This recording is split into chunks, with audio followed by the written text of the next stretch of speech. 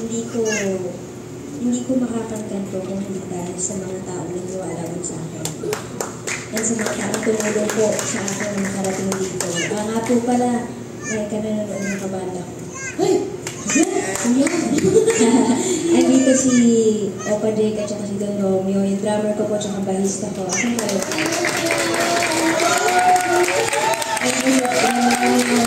Si Jake. Go Jake! Go Jake. Wala na siya. Saan ba yun? Anyway. Like, congratulations on your first concert. Grabe, ang dami nila. Palakpakan nyo naman po sila.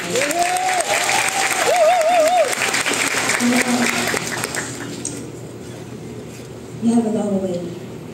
Ang daming magdadaanan. And just be yourself. Huwag ka magbago. And love your family. Spend time with them as much as you can. Ha?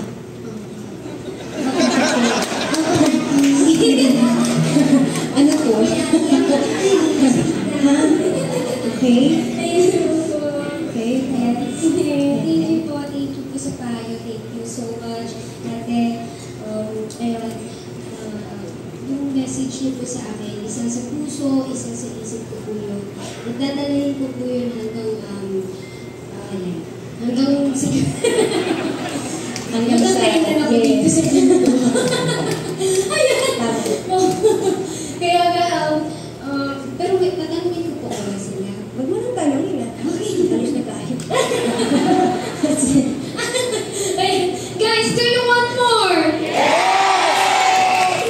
Huwag na natin matagalin pa. Palakpakan natin! Ate Gigi! Ganala! Bakit? Alam niyo, tagal ko na kumakanta. Bata pa lang ako talaga. Ito na yung first love ko. Singing is really my first love. And sobrang hilig ko sa old songs. Kahit nung bata pa ako, nahiligan ko yung mga kanta ni Carpenters. Are you a fan of Carpenters? Yes! Yeah, I understand. So, I'm gonna be singing one of my favorite old songs. Kinanta po siya ni Aretha Franklin. Do you know Aretha Franklin?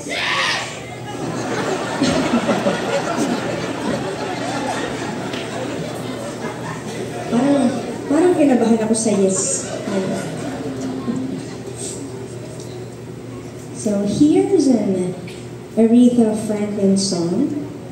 But before I sing it, it's one of my mom's favorite songs na kinanta ko before. So, gusto ko rin i-alay ito sa kanya. And syempre, this is for you.